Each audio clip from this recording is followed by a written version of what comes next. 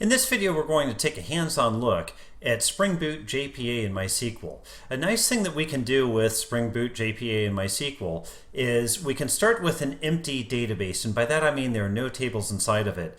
And then we can use some annotations that we use to decorate our DTO, our data transfer object, and we can have Spring Boot automatically make the table to match the DTO and do all of the effort in persisting our DTO and even retrieving our DTO simply by defining an interface. It's really quick. This video is going to be over in probably about 25 minutes, which includes all of the annotations and actually watching all of this work. This is a live example, so I'm just going to quickly hit a few bullet points in this presentation and then we'll jump right in. So first of all, why do we want to use JPA? Automatically map the DTO to the database. We don't have to think about putting together some kind of SQL statement with string concatenation. Spring Boot JPA handles that for us. We can create a database on the fly. Now, our database admins might not like that very much because they might want to architect it, so we certainly can connect to an existing database. But if we think about a microservice where we want to get a service set up and running very quickly and we want to be able to persist data very quickly, this is a great option if we just need to fire something up quickly. So we'll look at automatic creation in this video, and other videos we'll take a look at a few other options as well. So after just one more slide of a little bit of an overview, we're going to jump right into a live demo. So here's what we need. We need to have a database installed, and in a previous video I walked through installing MySQL as part of the WAMP stack, Windows Apache, PHP MySQL, and also using the PHP MyAdmin tool to set that up. I did another video where we created a user, and that's the user that we're going to define in this video. Then we need to set up a little bit of configuration information in our application properties file in our Spring Boot application. All we need to do is say what's the URL to our database, the username and password of the user, and a driver. That's it. 4 lines. Easy. We need to have a DTO, which I've created in a previous video, and then we use some simple annotations on that DTO. So at entity says this is a DTO, or a data transfer object, JavaBean, whatever you want to call it, and I want this DTO to persist to a database. At ID and at generated value says this is the primary key, and I want to auto-generate the primary key for this. Okay. Now with Spring Boot, we know that we can set things up with Spring Initializer, and that will generate something called a POM XML, which has all of our Maven dependencies. But we also have the option to go back and edit that POM XML and add a few more dependencies. In this video, I'm going to show you 2 plus 1, so 3 dependencies that we need in that POM. 2 are required. 1 I found was necessary to work around a little defect in at least Java 9. It could be present in other issues. I found it was a little defect when I tried to run in Java 9, so I went ahead and included that dependency as well in case you're in the same situation that I'm in. Now the last part's probably the most fun. What about our CRUD operations? Create, retrieve, update, delete? All we need to do is extend an interface called CrudRepository and give it a couple of generic identifiers, and Spring does a lot of magic to implement a save method for us and those other CRUD methods as well. It's amazing because all you have to do is extend an interface. Just takes a few lines of code. So without further ado, let's jump right in. Now a lot of this is built on a project I've been working on through several videos, so I do want to give you a quick overview of the architecture that we're working with here because I have to jump through several different layers, so quick intro. First of all, we'll have some kind of look and feel, could be HTML, could be mobile app. We're not going to consider that as part of this video. We just know that that view is going to hit some kind of endpoint which is in a controller. Controller is part of our model view controller architecture. The controller, which does things like handle button clicks and events, will call down to a service layer, which is like a business logic layer. The service layer calls down to the data access object layer, which is like a persistence layer. So at this point, we've already built out a lot of these classes, and in this video, we're simply going to be adding to those classes. Now, in a previous video, we created our database in MySQL and PHP MyAdmin. And what we're going to add in this video is a new interface which extends from CrudRepository. We are going to call that new interface from our DAO. Then we're going to call that DAO method from our service layer and call the service layer from our controller. At the very end of the video, we're going to test things out in a debugger by hitting the controller endpoint. We're going to watch it walk into the service layer. We're going to watch it walk into the DAO. And then for our success criteria, we're going to go look at this database and confirm that we see our table with our new DTO inside of that table stored as data. We won't debug into the CRUD repository because a lot of that is just generated for us by Spring under the covers. So that's a look from controller to service to DAO to the CRUD repository from Spring JPA, and then that will insert into our database. First of all, I already have a MySQL database that I've put together. Oops, we'll take a look at that over here. So MySQL database that I've put together, the name of the database is plants, and I also have a user called admin. So I need to configure that in my Spring Boot application. So for that, I'm going to go to Source Main Resources, and I'm going to go to this Application Properties file, which is essentially the overall properties file for our entire application. I'll start by adding a few entries here. Spring.jpa.hibernate.ddl-auto equals create. We have several options here. Create means to create the database every time. We can also do a create drop, which means create the database and then drop it when the session factory closes. We can do an update, which means that we will update the database to match essentially our DTOs. And then none means no changes to the database structure. And none is the most common. Next, we'll say Spring. Whoops, need to put that on a new line, just a moment. So we'll say Spring data source .url equals, and now we need to use a JDBC compliant URL, which is JDBC:/MySQL, a fairly common JDBC URL we're starting with, ://. Now the host where this database lives, it happens to live locally, so I could either do 127.0.0.1 or just localhost. The port, by default the port is 3306 in MySQL. I went ahead and left that when I created it. I left it as is, so we'll do 3306. And then the database name, and we said that's going to be plants. Let me go ahead and zoom in so we can see this in high definition. Next, I'm going to say spring.datasource.username equals, and then we'll say the username I created earlier, which is admin. And then spring.datasource.password, and then I'll use my super secret, super secure password. If you haven't guessed it yet, you get to see it now. Snoopy14+. Now we need to configure our project to use Spring JPA, which is fairly straightforward to do. We'll start with our dependencies. So I'm going to go to my POM file, and we'll scroll down to the dependencies section, and I'll add a couple more dependencies here. So we'll start with dependency. And of course, many times this is easy to find off the internet, or you can just take a look at my GitHub where I'll publish this. So we'll say group ID and let that terminate. And for this, we'll say MySQL. And then after that, we'll say artifact ID. Artifact ID, just like so. And we'll say MySQL connector Java, just like so. Also, we need to add the JPA syntax. So I'll add one more dependency tag, just like so. And then within this, we'll say group ID.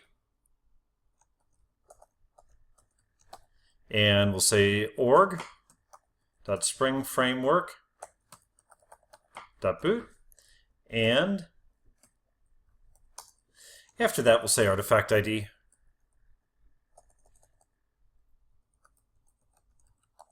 And inside here, we'll say Spring. Oh, shoot. Off by just a little bit. Artifact ID, we'll say Spring boot starter data JPA, just like so. So a couple new dependencies, and then we save. I'm going to, since I typed that all out from scratch, and I made a couple typos in there while I was typing, I'm just going to make a final check here Make sure everything looks like it looks good. That I and ID for group ID and artifact ID should be uppercase. There shouldn't be a dash between the two. So I think we're pretty good right now. Spring Boot Starter JPA looks good, and MySQL connector Java looks good. The group ID is fine. Org Spring Framework Boot. Okay, this all looks good. One more thing we may need to add depending on your Java version. I found when I was running through this, I found a defect. I don't know if it's a defect, but just something with Java 9 where you can get an error called error creating bean with name entity manager factory, and it's related to a bit of JAXB, some XML parsing. There's one more dependency we may want to add. Use your judgment on this one. You can try running it without this and then running with. I don't see any harm in adding it, so when in doubt, go ahead and add it. But this JavaX XML bind, group ID, artifact ID, JAXB API, and then I just picked version 2.3.0. That resolved the issue for me. So if you happen to run and you get that error creating bean with name entity manager factory, give this a shot. Good chance this is going to work for you. So now, just for good measure, right-click, and we'll do a Maven update to grab any libraries in case it didn't grab them already. Give that just a moment. And OK. And then I'm going to go to our DTO. And what I need to do is I need to say, this is a DTO that I want to save. I want to make a table that looks a lot like this DTO. So above the specimen DTO, I'm going to add an @entity annotation. And in the language of Spring, we know it does things in a fairly straightforward manner and usually in an annotation manner. So this is what we need to do to say, hey, this is a bean that I wish to persist. So let's go ahead and import this one. I will use the JavaX persistence import. There we go. And now we see it recognizes that entity annotation. If you don't get those import options, make sure your POM is up to date. Make sure you've added those two entries that I just added. Now, underneath this, we're going to say and ID. And I've put that above the specimen ID attribute because I'm saying this is going to be my identifying column. So let's go ahead and import our persistence again. And then after that, we'll do one more annotation. We'll say @generated value. And strategy equals generation type. Whoops. One second. Generation type .auto. So these are things that we previously would do at the database level, but now what we're saying is, hey, Spring Boot and JPA, I want you to figure out how to automatically generate a specimen ID for me. You see there are a couple other options we have, identity, sequence, and table. For us, auto's going to work fine. And save. And you see it found all that for us. Now we simply need to import this generated value. Okay. After that, one more thing that we need to do, we simply need to make what's called a repository. So a repository is an interface that we create, and it's kind of interesting because we make an interface that extends another interface. Now listen carefully to that. An interface that extends another interface. When we hear interface, we tend to think of a class implementing an interface. And we know that an interface is essentially a list of methods. So when we say one interface extends another interface, what you end up with is you end up with essentially a sub-interface that is a sum of all of the methods in itself and the interface that it's extending, and so on and so forth. Now, this repository is essentially a DAO. So I'm going to go to our DAO package. I'm going to choose New and Interface. And we will call this one, let's call it, we'll call it Specimen Repository. And extended interface, take a look at that. You see we're not the first one to ever extend an interface. So extended interface is going to be CrudRepository, just like so. And then we choose Finish. Now this is kind of interesting because magic happens here. And the magic is that it automatically creates an implementation of this interface. All we have to do is we have to define the interface like we've done here. And then Spring says, okay, I know what I need to do. I can make an implementation of this interface. We do have to give it a bit of information though. First of all, what's this T? The T is what we are saving, which is going to be a specimen DTO. And that's the magic of That's the magic of generic types. The next one is what we're using is an identifier type, which is going to be an integer. We use the class representation, the auto-boxed or actually what gets auto-boxed representation. So whoops, Control Z, and we'll make it integer, just like so. Now, specimen DTO is in a different package, so we're going to need to do an import here, and then we should be all set from there. So import specimen DTO. Okay, and we have our specimen repository. Now, what do we do next? Okay, let's take a look at our current DAOs. And I do have an iSpecimen DAO, and what's going on there? Well, it has a save method. So let's go ahead and implement this. So I'll say new. I'll tell you what, we'll just go up here and we'll say right-click new and class, and we'll say specimen DAO and interfaces, and we'll add our specimen iSpecimen DAO.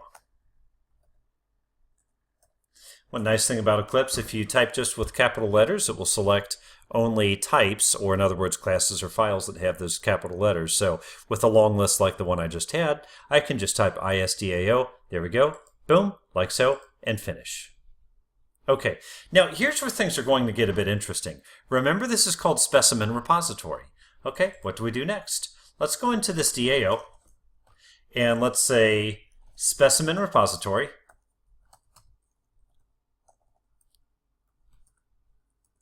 Specimen Repository. So remember, this is Spring Boot, and many times what we can do is we can define a variable like so, and then we can simply make it auto-wired. Let's take a look at the save method now, and here's where things get really interesting. So specimen repository, let's access that variable that I've created above, control space to autocomplete, and what methods do we have available to us? Holy smokes, look at all these methods. And take a look, there's one called save. Okay, so I double click on save, and what's save going to take? A specimen DAO, or DTO rather.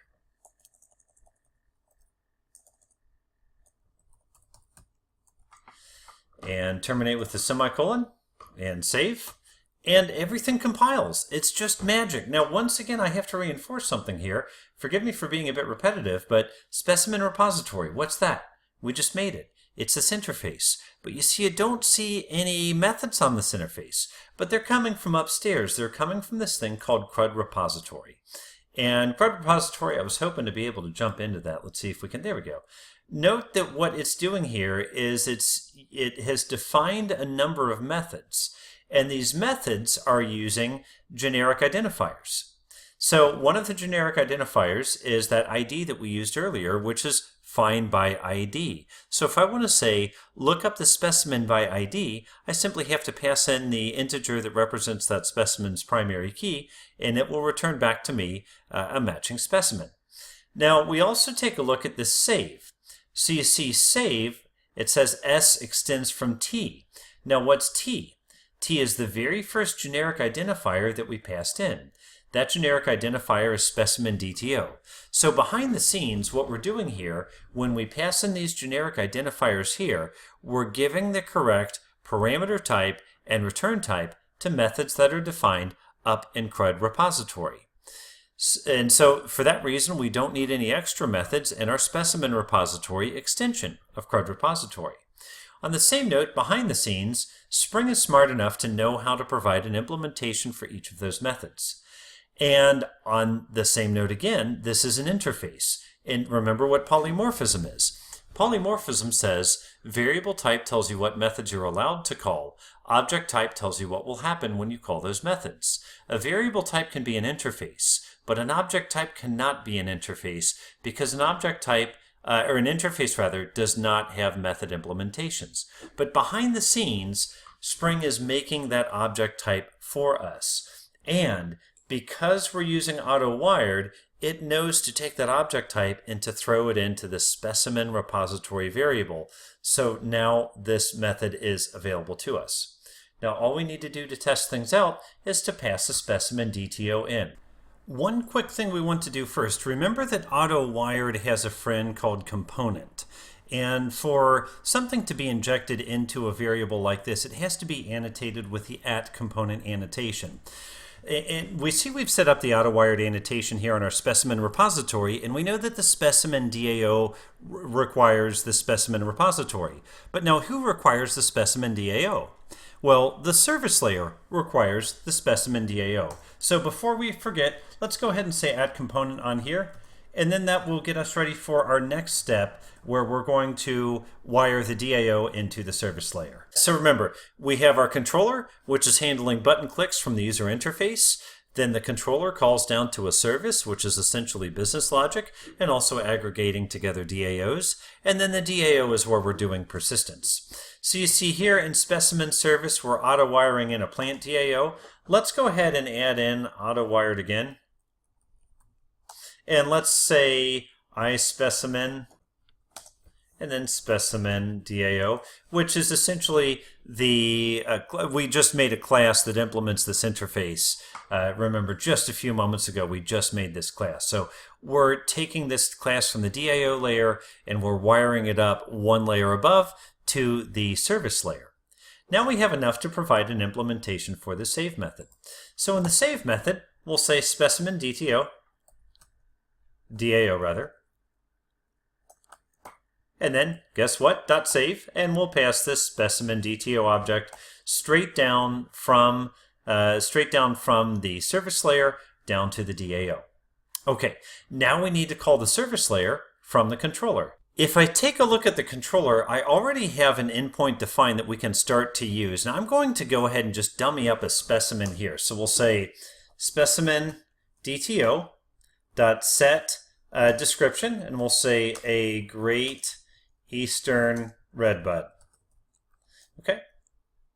And then set plant ID 13. Actually, I think Redbud is 83 in plant places. Again, I'm hard coding this, but as long as we can prove out this concept, we can wire it up to our user interface and actually gather some data from the user. So let's call set latitude, and we'll use my Cincinnati latitude of 39.74. Whoops. And then we'll say specimen DTO.set longitude. And once again, we'll use my we'll use my Cincinnati longitude of -84.51. If you're from Cincinnati, that number might ring a bell to you, probably more so than 39.74. If you're curious, Google it, and it will make sense very quickly. Okay, I think we're in good shape here. Specimen ID we're not going to set because that's going to auto-generate. One more thing that we do need to do is, from the controller, we need to call down to the service layer. So let's say specimen service, and this is going to kick off that entire chain of events. So specimen service.save, and take a look at that. There's our save method, and the save method accepts a specimen DTO, just like so. Okay, now it redlines because we know that this is going to throw an exception. A good practice is, if we can solve an exception locally, let's go ahead and catch it and let's solve it locally. If we cannot solve the exception locally, in other words, find a remedy for it, let's throw the exception up. If we're in a UI layer, that's kind of where the buck stops. So let's go ahead and catch it, and we can inform the user, or we can take whatever appropriate action we need. The controller is essentially a view layer. Let's go ahead and surround this with try catch. And then what I'm going to do is I'm going to return error. And we don't want to tell the user too much about the error because the user might be trying to hack us. The user might be trying to figure out what we're doing. And so on the other hand, the user might not be very sophisticated, and too much information might be intimidating. So we'll just go to a generic error page, but then we also know it's a good idea to log. So I'll say log.error, and then we'll give it a message of something to the effect of unable to save specimen. And then we will go ahead and pass the error into this log message, and we'll save just like so. And all looks good. Lots of hoops we're jumping through, from the save specimen endpoint to the service to the DAO to the database. So let's visualize it the best way to visualize it, and that is through the debugger. So I go ahead and debug Java application, and we'll let this guy start up. Looking fairly good so far, not getting any error messages or anything. So let's go to the start endpoint and just make sure the application comes up, and it does come up. Now we know the application's running, and we know that we're going to kick everything off with the save specimen endpoint, which is in our controller class. Remember controller, model view controller. This is what handles things like button clicks and endpoints and the like. Controller calls down to the service, service calls to the DAO, DAO calls down to all of this JPA magic, which is what I want to walk through in the debugger so we can put all of this together. So let's change this endpoint from start to save specimen. And that's what we called it, right? Yeah, save specimen, all lowercase. So save specimen. Our debugger hits, which is a good sign. Now let's switch to debug. Okay, and we take a look, and we're creating our specimen DTO. Let's go ahead and step over each of these. So simply populating a plain old Java object. You see a Great Eastern Redbud 3974 minus 8451, plant ID 83. Now we're going to step into this call to the service layer, from the controller to the service. That's a very quick call because that calls right down to the DAO layer. Step into the DAO, and here's our specimen repository. Stepping into this is not going to make a whole lot of sense because that's all the generated stuff that Spring gives to us. So I'm simply going to step over. We'll give it just a moment here.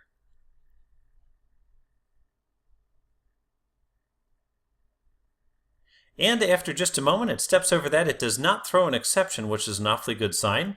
So we'll step return, and then we'll say, okay, keep going. Again, no exception caught. It's just going to return the start endpoint. Now here's the real test.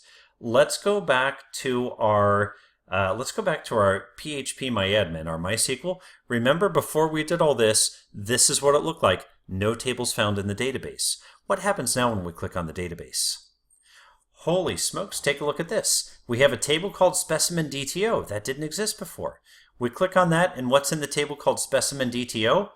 A Great Eastern Redbud. Specimen ID 1, description a Great Eastern Redbud, latitude 3974, longitude minus 8451, plant ID 83. We didn't create any of this ourselves. We did it through our application, and we let Spring JPA create it for us. So a whole lot of stuff going on here, but the cool thing is you see that we can actually create the entire schema just by using some Spring annotations and some properties. Now, do we always want to do that? Well, ask a data architect, and they will probably tell you no, that you want to think about what the data architecture is going to look like, and then you want to have the application match that architecture. We can do that as well. That's no problem. We just need to tweak some of our properties and our application properties file, so we can certainly match up to an existing database. And many times when we're writing an application, we're going to write it to a database that already exists. But nonetheless, you see, if you just want a place to store stuff, which is really what microservices are all about, just have a little place to store stuff, this is a nice way to have that database schema get generated on the fly and have everything persisted on the fly. In less than half an hour. Not bad. So I hope this video has been helpful.